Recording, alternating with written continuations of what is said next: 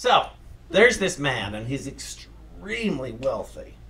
And he's nearing the end of his physical life. He knows it. And he is upset about it. So he decides to have his people, he had people, and take everything he owned and convert it into gold bricks. And put it into trunks. Because he's taking it with him. And he dies, and he's lugging these trunks up to the gates of heaven there. St. Peter's at the gate. He says, what's going on? What are you bringing here? And he says, well, I wanted to have this with me. And the St. Peter says, well, what's in there? And he opens up the trunk, and he says, you brought pavement? I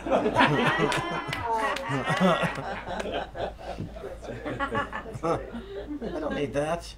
Yeah, today's talk is called I Never Saw a Hearse Followed by a Uhaul. We're not taking it with us. Are we enjoying it, though, while we're here? That's my thought. We're not taking it with us. But are you having a good time with whatever your stuff is here? Whatever your stuff is, be it mental, spiritual, physical, are you having, is it bringing you pleasure? Is it bringing you joy? Or are you using it for joy at least? It has no power unto itself. Nothing has any power unto itself. You know, I really like this book. If I don't open it, it's a book.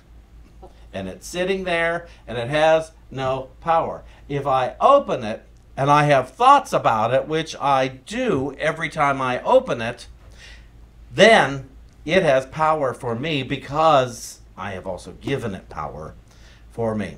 If this were written in a different language, it's a book because I don't have a clue what it says. And for many of us, some of those spiritual books in there might as well be written in another language. You know, for some people, it's Course in Miracles. I don't know what that means. Close that. The Bible, I can't read that. Oh, no, I can't read that. Myrtle Fillmore, Charles Fillmore, he's ridiculous. I can't read that. So all those things, they sit on a shelf collecting dust, and the power they have is my criticism of them. It's the only power they have. But the words inside them have absolutely no power because I haven't used them. I haven't looked at them. And so to contemplate that and say, what is valuable in my life? What am I using to claim joy with? To claim my joy. Because as I said earlier, joy-filled people don't hurt other people. Joy-filled people don't hurt themselves. Joy-filled people and miserable people, well, they're miserable. Funny how that works. Instant manifestation. Yeah, in life, I've had a lot of disappointments. Anybody? Yeah. Anybody experienced appointment in your own? And you think, oh, this person's supposed to show up for me, and they didn't, and this was supposed to happen, and it didn't, and I didn't even know this was supposed to happen, but I wish it would have, and why didn't it? And I sit at home, and I can go in either direction. I can either get very upset, get very angry, or I can ask Spirit. I can go within and ask the light within me, the love within me. What's going on here? How do I need to think about this, or I'm going to be joyless. I'm going to have less joy. Whenever I forget to pray about anything, any kind of a disturbance, but remember, I pray expecting a solution for joy. I pray expecting a solution that is peaceful and will lead to more fun and lead to peace. That's why else pray? Why else would you pray? You know, if you're just praying to make your misery more manageable, it's not going to work. And if you're just praying for a very specific outcome, you may not get more joy. It's funny, you could have great sickness, and if you're just praying to get well, that doesn't mean you will be joy-filled. It means you won't be sick. And some are willing to settle for that, but I want to be joy-filled no matter what condition my body is. I want to be joy-filled no matter how much money I think I have or don't have. I want to be joy-filled no matter what I think you might be doing to me or the street is doing to me, or the weather is doing to me. I want to be joy-filled. And it took a lot of work for that. I didn't want to hoard up my misery, though, so that I could fill up a U-Haul later on and drive it down the street. You know, that I could fill up that U-Haul full of miserable memories to move from my old house to my new house, and I can't figure out why am I so unhappy in my new house. Well, because I just unloaded all my mental crap into it. It's our first night in our new house. Let's talk about how everyone hurt us in our old house. Let's talk about everything that was wrong in our old house. Let's talk about, second grade. Remember what she did to me? Remember when I had appendicitis? Remember that cold? Remember COVID? All in the new house, filling up the walls, every crevice in my new house with misery. We don't have to do that. It is a choice, and we didn't always know we had a choice. I thought, these are the thoughts I'm stuck with. These are the resentments I'm stuck with. I'm not stuck with them. I am not stuck with them. Why? Because I can pray. I can pray expecting a solution to any limiting thought. And we've witnessed, all of us have witnessed how hard sometimes it is to release a limiting thought. How many of us have held on to what our parents did to us, those of us who had parents who were flawed. Anybody here, parents not good with children? Mine weren't. My parents, I won't call them hateful people, but they were not good with children. And so, when I grew up, as it were, I had to parent myself. I didn't want to use their example on how to parent myself. I had to use these spiritual tools. These spiritual tools were much better parents than my flawed parents were. Because these spiritual tools, these books, these wonderful teachings and teachers, they gave me new thoughts. They gave me alternative thoughts to misery. They gave me love. Now, did they love me? I guess so. In the purest form, because there was no conditions to them. They didn't tell me they wouldn't like me if I didn't apply their teachings. They didn't tell me they wouldn't love me if I didn't finish the book. They didn't tell me I had left this. They didn't tell me they'd get mad at me if I defiled their book with a yellow marker. I got yelled at in a Starbucks once by somebody. A woman came up to me, "How can you defile that book with that pen?" I said, "But I use it so I can remember this passage. That is a precious thing, and you have no right to." I said, "I paid for it. Go away." Go away. I want to love you, not be distracted. Because that's what she was in that moment, is a distraction for the love I was highlighting. Nutty. She was not hateful. She was not evil. But she was a momentary distraction until I said, "No, you're not allowed to distract me." I didn't say that to her face, but I realized that's what I indicated when I said, "Go away." And so I'm busy. I don't have time for distractions of confusion, of worshiping a bunch of paper. And I could always buy a new copy. These ought not be put on a sacred shelf in a library where they will never be used for practical purposes, like changing my thinking. Books are wonderful opportunities to have our thoughts shifted, hopefully for higher ways, to spark our imagination. When I was a kid, I read a lot when I was a little boy. Read a whole lot. And my best friend and I, we would go to the library, and we would each take out, however, I forget how many books you were allowed to take out at a time. And we would each take out that many, and we'd go home and read them as fast as we could. Then we'd take them back and trade at the library, because I think you were allowed to trade out for 2 weeks, and do the same thing. And then we'd talk about the books They were a lot of history books, I remember as a kid. And we would do that, but it would spark our imagination. Well, how would I start up a country? If I'm reading an American history book, what would I do if I were the boss of America? Especially back then. I don't want to contemplate now. But back then, it's like, oh, well, they did this, and they did this. Oh, they saw it this way, and they saw it this way. And how do I see it, and do I have an opinion on it?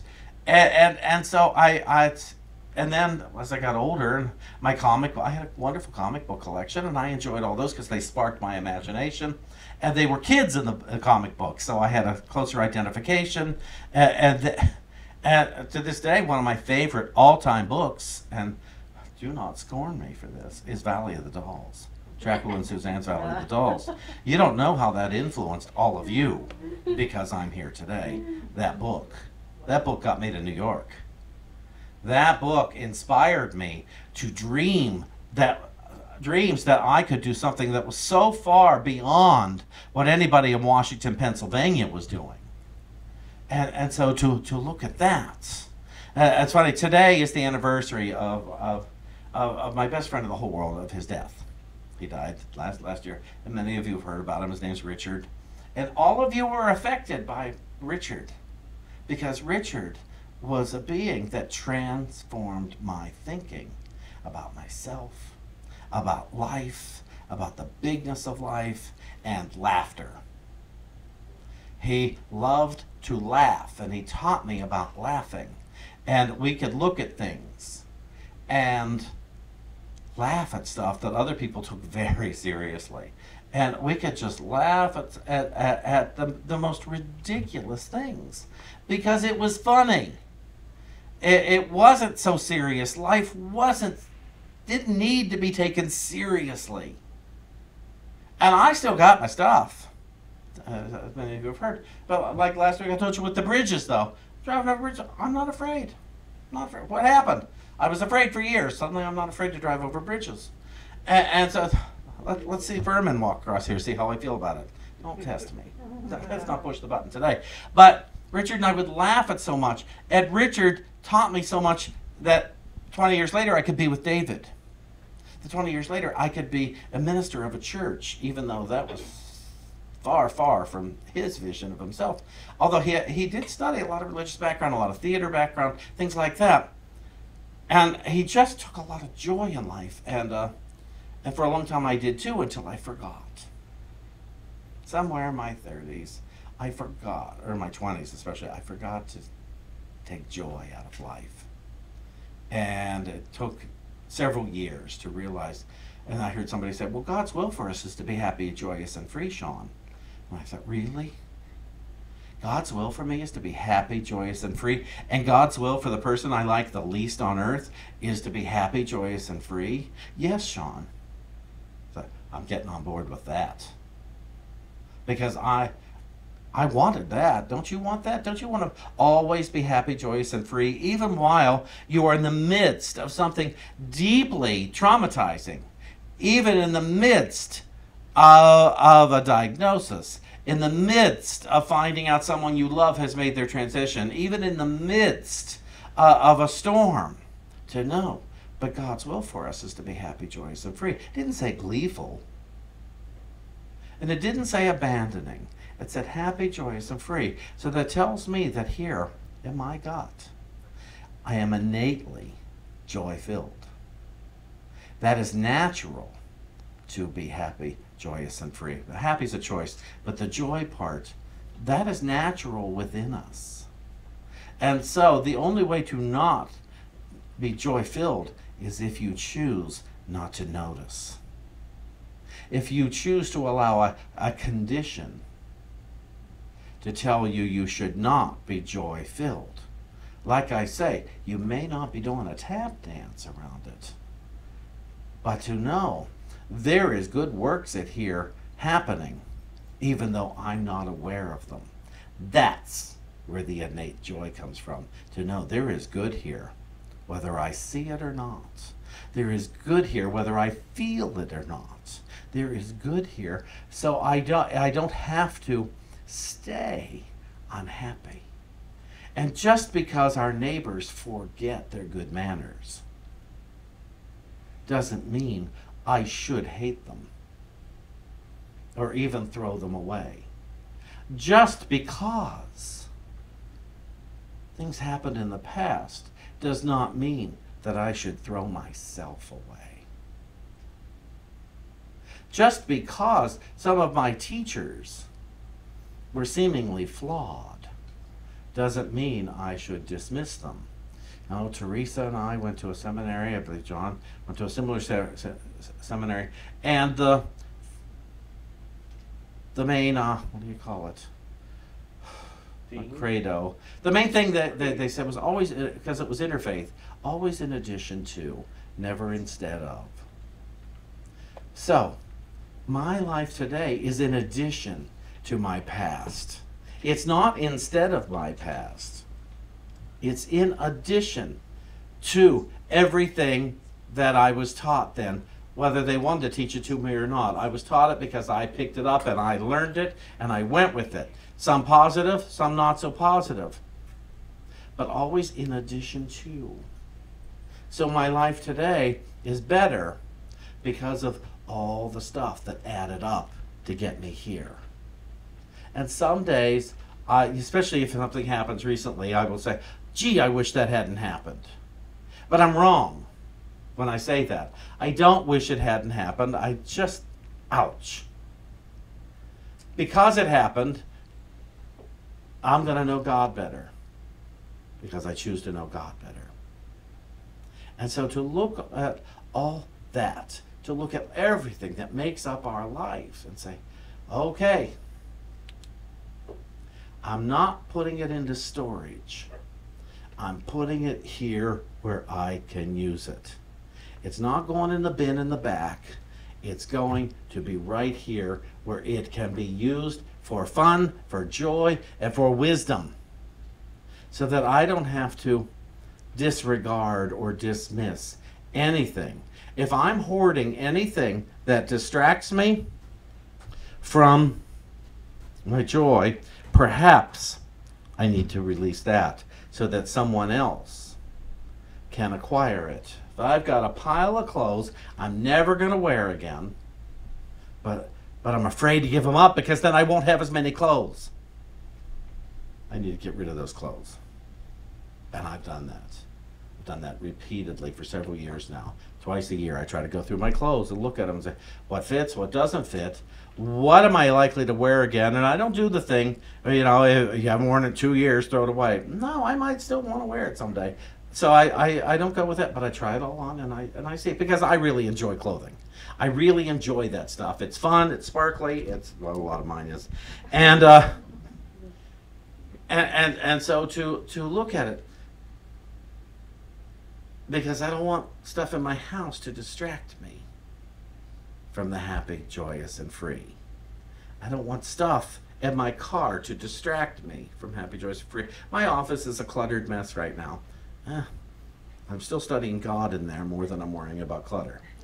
And to look at all this stuff, and then I have to look at you guys and say, okay, am I using them to take me to a higher joy place, or am I using them to be a distraction from my God self?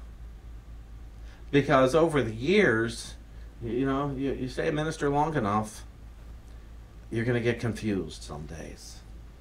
And allow people to distract you. It's not that they're a distraction. You will allow somebody criticizes, you know, they come up. Early on, somebody came up and said, Shawn, that was a nice talk today, and I even like what you're wearing. That was on her last Sunday here. And it was. She never came back. And I said, she said, well, you know, I tell the truth. I said, no, I know you're opinionated. And that's where we went from there. And it didn't go uphill from there, that conversation. She just didn't like me. For whatever reason, in her mind, I wasn't resonating with her happy, joyous, and free. And I had to be okay with that because otherwise, what are you going to do? David has a friend who's a therapist.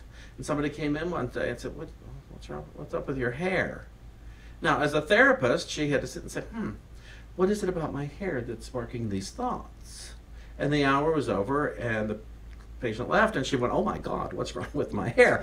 She could have her own moment in the mirror, but not in front of the person, because that would be giving them a power they weren't entitled to. And it would be a distraction. And she couldn't use the people as a distraction for her purpose. And over the years as a minister, I've had to remember, okay, your purpose is to pray with people. Your purpose is to know God in each being. Your purpose is to say yes as often as possible if it is within wisdom. And it's to say no if it is not within wisdom. My purpose is to know the pulpit is mine. The kitchen belongs to you guys. The walls here belong to you guys. Pulpit's mine. And if you guys don't like what I'm doing on the pulpit, you need a new minister. But to go look at it that way, but to know when I'm here, all mine, piano's Kenneth's, and to go with it. But all the chairs, they belong to everybody.